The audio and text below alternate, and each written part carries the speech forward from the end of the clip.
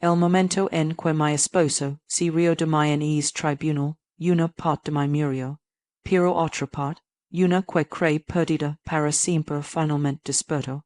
Esa es la verdad. Una verdad extraña, silenciosa, que no entendí por completo, hasta mucho después, pero esa mañana, lo único que entendía era miedo, primero recua do el olor. Esa mezcla aguda de metal, air acondicionado viejo, y desinfectante, el tipo de olor que se queda pegado a los tribunals y hospitales, lugares donde la gente viene a pelear o a romperse. Y yo estaba allí para hacer ambas cosas. Sostuve mi carp, y tan fuerte contra el pecho que la esquina se clavaba en mi piel. Mis manos estaban frías, mi garganta se sentía demasiado pequeña. Cada paso que daba resonaba en el pasillo, como si caminara hacia mi propio veredicto. Cuando giré la esquina y Roman 6 el letrero, que decía sola de juicios 3, mi estómago se retorció en un nudo tan fuerte que pensé que podría perder el aliento. Pero entonces lo Roman 6, mi esposo, estaba apoyado casualmente contra la pared, tan relajado, tan confiado, como si esto fuera solo un trámite más antes del almuerzo. Alzó la mirada en cuanto escuchó mis pasos, y ahí estaba, esa sonrisa. Dios nunca olvidaré esa sonrisa. No porque fuera encantadora, sino porque era la sonrisa que solo usaba cuando quería aplastar algo frágil, cuando quería recordar lo fácil que era para él. Cruzó los brazos y viniste sola, dijo, con un tono lleno de diversión. Como era de esperarse, no dije nada porque en ese momento se hablaba. Mi voz se quebraría como un vidrio delgado. Inclinó la cabeza y, sin abogado, se escapó una breve risa. Así que realmente harás esto sola, vea. Algunas personas murieron. A él no le importaba. Lo estaba disfrutando. Y si notaba. Traje el ardor en mi garganta. Es que apenas antes de las lágrimas, pero me nega, a dejarlas caer. No frente a él, no hoy, dio un paso más cerca, y pude oler su colonia la misma que la compré en nuestro 10º aniversario. Cuando todavía esperaba que me amara, escucha, dijo suavemente, casi como si me diera un consejo, es demasiado pobre para pelear esto. No puedes pensar que vas a ganar. Luego sonrió con suficiencia. Y el juez lo sabrá en cuanto TV. Algunas personas simplemente no están hechas para las batallas. Eso dolió. No por lo que dijo, sino porque paso años haciendo creer lo mismo. Antes de que pude, era reunir una sola palabra para defenderme, la puerta del tribunal se abrió de golpe. Caso 2047, Garcia contra Garcia, anunció la secretaria. Mis piernas se sintieron débiles, pero me obliga a avanzar. Un paso lento y deliberado a la vez. Podía escucharlo detrás de mí, honriéndose. La sola era más fría que el pasillo, tan fría que parecía que el aire quería meterse en mis huesos. Me senté en la mesa de la izquierda. Mis manos temblaban tanto que tuve que esconderlas bajo la mesa. Mi esposo entró segundos después con su abogado, un hombre alto y elegante que olía a cosas caras que nunca había tenido. Se sentaron con una facilidad que casi parecía cruel. Y, intenta no avergonzarte, susurró mi esposo.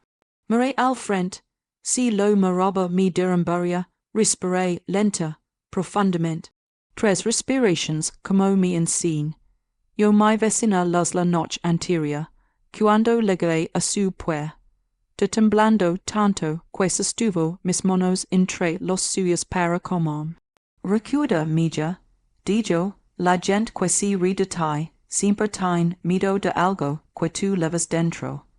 En ese momento no lo cree, pero sin toda ali, en esa sola congelado me afiré a sus palabras como a un salvavidas.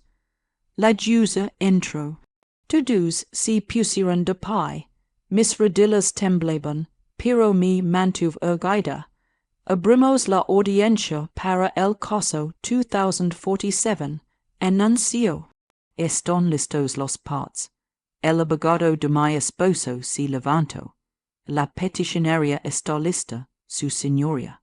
La juza se volvió hacia mí. Sus ojos eran cómodos, patientes, humanos. Señor Agarcha, está preparada. Mi boca estaba seca. Mi corazón latia como cuer, yendo salas del pecho, pero me mantuve firme. She, su señoría, logré decir. El demandado está listo. Mi esposo hizo un sonido mitad risa, mitad desdén. La juza barajó sus papeles. Veo que se representa a sí misma. Es correcto. Asentí. She, su señoría. Me miró un momento más, como intentando leer el pánico silencioso detrás de mis ojos. Algo en su expresión se suavizó.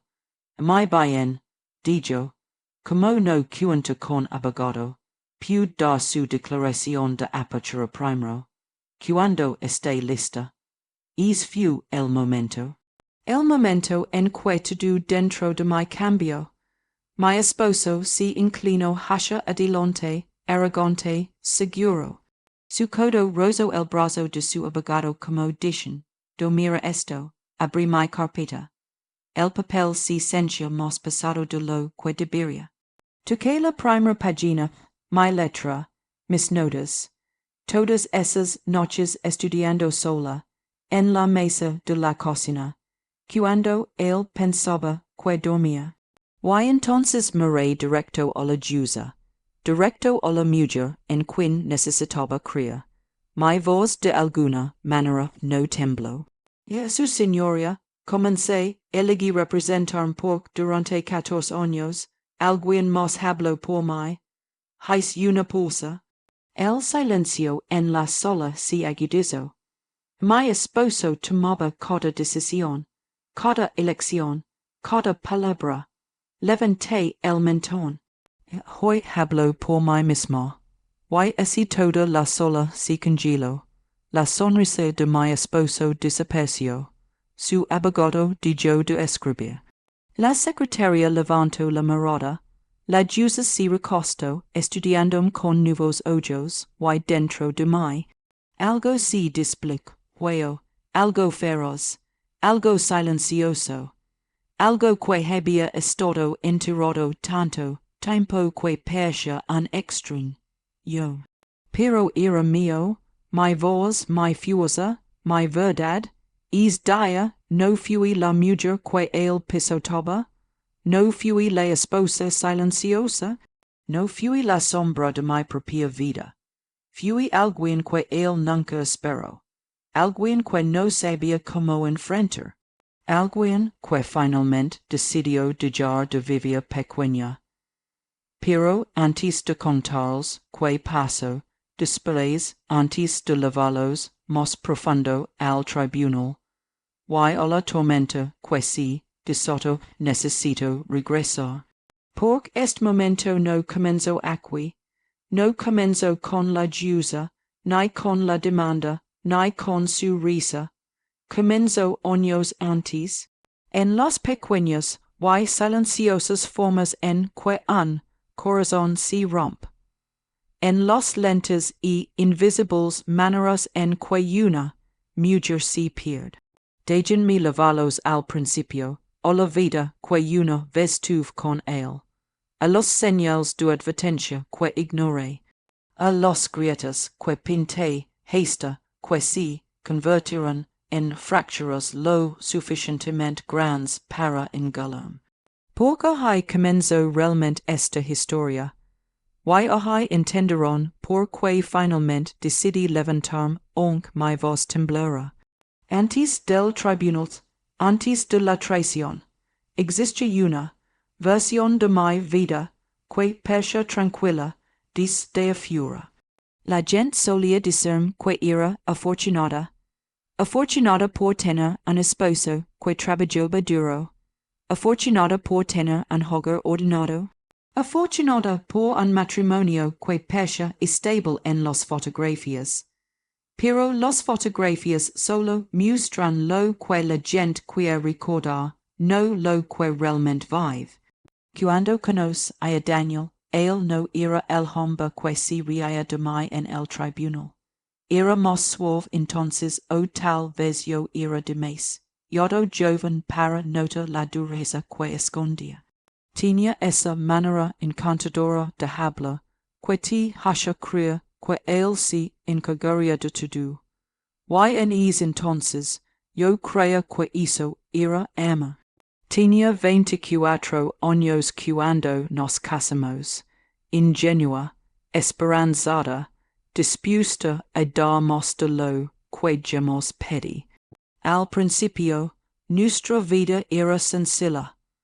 Un pequeño departamento con paredes finas, muebles de segunda mano, platos que no combinaban. Pero yo era feliz, verdaderamente feliz. Cada mañana le preparaba café, del modo que le gustaba, 2 cucharadas de azúcar, solo un poco de leche. Él me besaba la frente antes de salir al trabajo, y por la noche nos sentábamos juntos en el viejo sofá que rescatamos de una tienda de segunda mano. Me aferré a esos recuerdos durante años, incluso cuando dejaron de ser reales. Poco a poco, tan despacio que no lo noté al principio, él comenzó a cambiar. Todo comenzó con pequeños comentarios. ¿Por qué gastes tanto en el supermercado? ¿De verdad necesitas zapatos nuevos? ¿Es demasiado emotional? Relájate. Los decía como bromas, como si fuera un juego, como si no significara nada. Pero cada broma dejaba un pequeño mortón dentro de mí. Luego vinieron las decisiones, al principio pequeñas. Él elegía el departamento, luego los muebles, luego el coche, luego los amigos con los que salíamos, la familia que visitábamos, las cosas en las que gastábamos dinero. Y más tarde empezó a elegir mi silencio. Cuando yo discrepaba, él suspiraba fuerte, negaba con la cabeza, o se iba de la habitación como si yo lo agitara. Y así, eventualmente dejé de discrepar, dejé de pedir cosas, dejé de compartir mis pensamientos, dejé de ser cualquier cosa que no fuera conveniente para él. Los años pasaron así, años en los que me fui plegando cada vez más, intentando encajar en un espacio que él había telado para mí. Pensé que mantener la paz significaba mantener vivo el matrimonio, pero la paz construida sobre el miedo no es paz. Es presión. La primera gran grieta ocurrió el día que perdí mi trabajo. Llegué a casa llorando, aterrada por los clientes, aterrada por decepcionarlo. Él no me abrazó, no me consoló, solo dijo, bueno pues que tendrás más tiempo para cocinar y limpiar. Algo dentro de mí se rompió ese día. No de manera ruidosa, no dramáticamente, solo una lágrima silenciosa de esas que no ves hasta que se convierten en inundación. No lo sabía entonces, pero perder ese trabajo fue el comienzo de todo.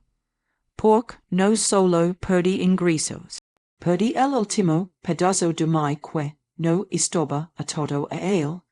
y esa perdidos preparo el escenario para la traición que eventualmente me llevaría a es frío tribunal, defendiendo a la persona que una vez promptio prochem. El momento en que terminé de hablar, la sola del tribunal quedó tan silenciosa que pude escuchar ya mi propio corazón. Me mantuve de pie, aferrada al podio, obligándome a no mirar a mi esposo. Porque sabía que la verdad que estaba a punto de revelar lo sacudiría más que cualquier otra cosa en su vida. La jueza Reynolds se inclinó hacia adelante. Esaré. Carter está diciendo a este tribunal que usted personal manejó todas las transacciones financieras de la empresa. Asentí. Sí, su señoría. Administré cada contrato, cada pago, cada proveedor. Tengo copias de todo. Y sé exactamente a dónde fue el dinero desaparecido. Si podía sentir como caía el aire. Mi esposo se movió en su asiento. Por primera vez su arrogancia empezaba a resquebrajarse. Su abogado se levantó de un salto. Objeción. Mi client tenía control total de la empresa. Levanté la carpeta lentamente. Con respeto, counselor, estos documentos prueban lo contrario. Si los entregué al alguacil, quien los llevó a la jueza. Mientras ella los leía, el rostro de mi esposo se descompuso. El hombre que había sonreído con suficiencia me había humillado y burlado frente a un tribunal lino. Ahora parecía un niño atrapado robando galletas. La jueza Reynolds dejó los papeles sobre la mesa. Según esto, dijo con voz tensa, los fondos desaparecidos no fueron robados, fueron transferidos a una cuenta perteneciente a la novia de su cliente. Se escucharon jadios por toda la sala. El abogado de mi esposo retrocedió tambaleante. La boca de mi esposo se abrió, su sonrisa desapareció, reemplazada por el pánico. Finalmente lo miré. Sus ojos me suplicaban. Me suplicaban que no dijera la siguiente frase. Pero había permanecido en silencio demasiado tiempo. Su señoría. Dije la única razón por la que no hablé antes es porque tenía miedo. Él me dijo que si alguna vez hablaba, me destruiría. Dijo que yo era demasiado pobre para enfrentarlo, demasiado débil, demasiado pequeña. Traje el nudo en mi garganta, pero hoy me di cuenta, el silencio fue lo que me mantuvo impotente, la verdad es lo que me liberó. La jueza Reynolds levantó la mirada hacia mi esposo. Esar, Carter, basado en esta evidencia, el tribunal ordena una auditoría forense completa de sus finanzas.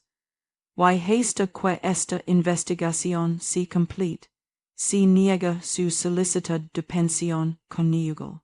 Mi esposo se levantó de golpe. Esto es una locura. Ella está mintiendo. La jueza golpeó el mozo. Sientes, señor. Y agrades que no estoy ordenando su arresto en este preciso momento. Si sento. No se río esta vez. Ni siquiera parpadeó. Solo me miró la mujer que subestimó, burlo y traicionó. Como si me viera por primera vez. Y por primera vez en años sentí que algo se levantaba dentro de mi fuerza. Poder, dignidad. La jueza suspendió la audiencia por un receso. Mientras pasaba junto a mi esposo, susurró, con la voz temblorosa, «¿Te vas a arrepentir de esto?» Me detuve. No, dije suavemente, girando la cabeza lo suficiente para que viera el fuego en mis ojos.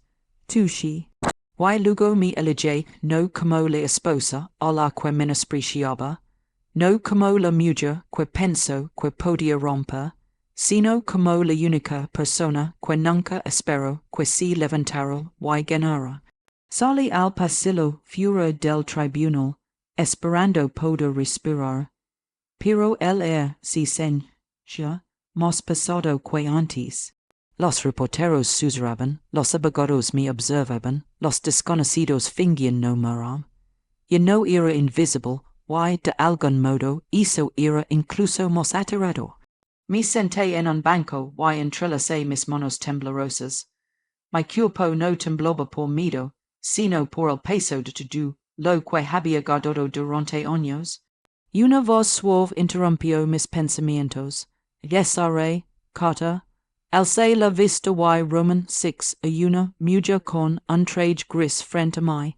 Sus ojos eran amables, curiosos, demasiado observadores. Soy la investigadora financiera designada por el tribunal. Dije, entregando su tarjeta. He revisado documentos como estos antes, pero lo que usted presentó hoy, eso sí tomó valor, una palabra que nunca había usado para mí mismo.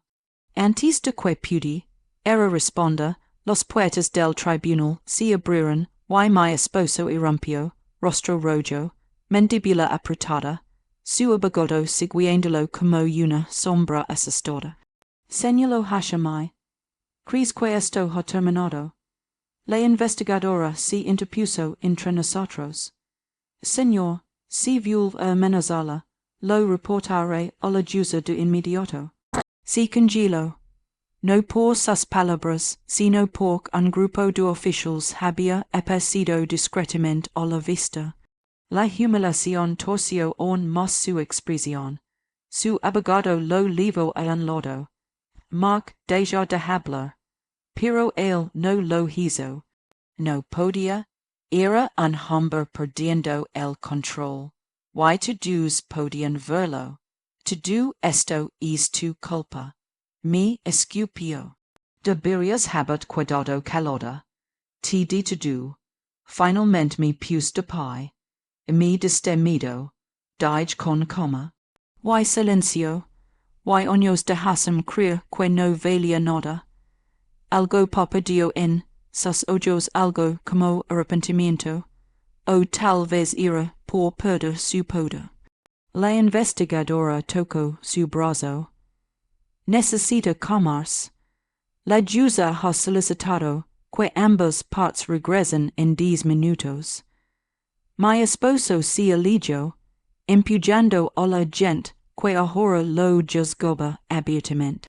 Por primera vez no lo seguí, no me encogí, no me disculpé, me quedé de pie. Un momento después ligó mi hermana, sin aliento y preocupada. ¿Vine tan pronto como supe? Dije, abrazándome. Estoy tan orgullosa de ti. Ya no pude lastimarte. Su voz se quebró. La mía casi también. Tengo miedo, Lucy. Susurré. Lo sé.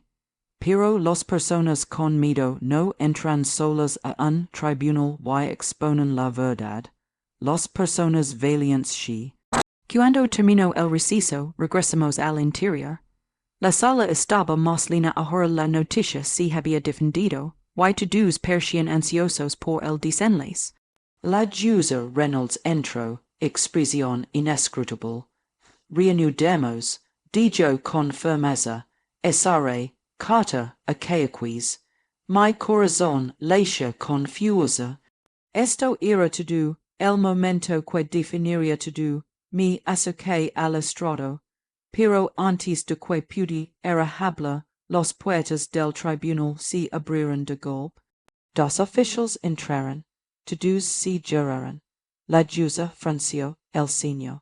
¿Hay algún problema? El oficial al frente habló con claridad. Su señoría venimos por el azar. Mark Carter está requerido para ser interrogado en una investigación activa por fraud. La sola estalló. Mi esposo se puso pálido. Mi hermana apretó mi mano. Why por primera vez me dicuento esta lucha, y no era solo mía. Si había vuelto mucho más grande. El momento en que los oficiales pronunciaron el nombre de mi esposo, toda la sala del tribunal pareció inhalar al mismo tiempo. Todos los rostros se volvieron hacia Mark, algunos sorprendidos, otros fascinados, y algunos casi satisfechos. Su arrogancia finalmente se quebró por completo. Y, no, esto es un error. Grito, retrocediendo tambaleante. Pero los oficiales avance eran hacia él con calma y seguridad práctica. La jueza Reynolds levantó la mano. Officials, proceden. Este tribunal reconoce el arresto. El abogado de mi esposo intentó protegerlo. Su señoría, esto es altamente irregular. La jueza lo interrumpió bruscamente. Counselor Saintes, su client enfrentó una investigación activa. Mi esposo me miró entonces no con ira, sino con una especie de traición desesperada, como si yo hubiera causado esto en lugar de sus propias decisiones. Tú hiciste esto, Sisio, lo arruinaste tú, respiré hondo, no, dije, tú lo hiciste. Los oficiales colocaron esposas en sus muñecas. El sonido del metal serendos resonó más fuerte que cualquier palabra dicha es día. El forcejeó, pero no luchó, porque sabía que la evidencia estaba demasiado en su contra. Mientras lo levaban, la sola murmuraba como una María creciente. Su abogado recogió sus papeles con manos temblorosas y derrotado. Mi hermana apretó mi hombro. Se acabó, susurró, pero no completamente. Aún quedaba una verdad más por enfrentar. La jueza Reynolds hizo un gesto pidiendo silencio. Este tribunal emitirá ahora un folio preliminar basado en la evidencia presentada antes del receso. Mi corazón late dolorosamente. Esore, carta.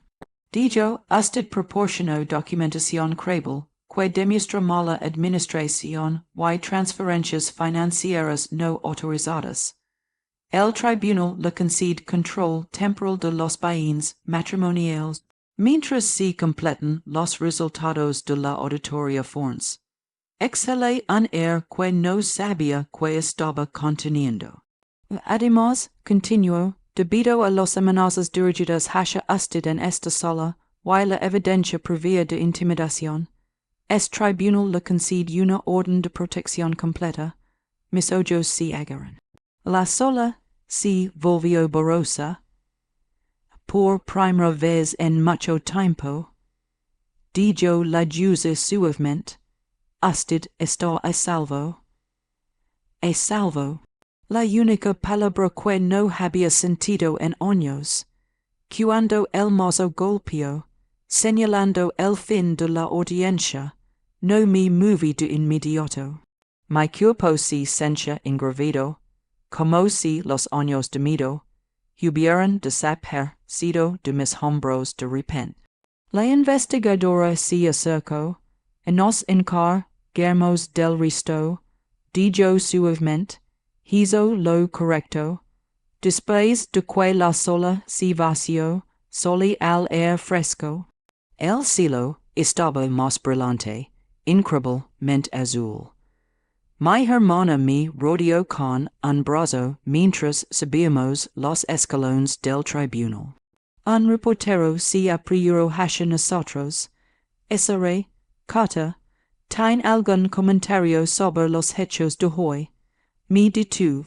Por primera vez no me sentí pequeña, no me sentí impotente. Dije, ella levantó su micrófono. Miré directamente a la multitud con la voz firme.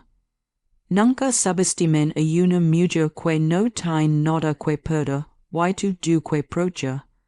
Los camaros hicieron destellos. Mi hermana aprieto mi mono. Y mientras nos elegíamos, sup con absoluta certeza que esto no era solo el final de un caso, era el comienzo de mi libertad.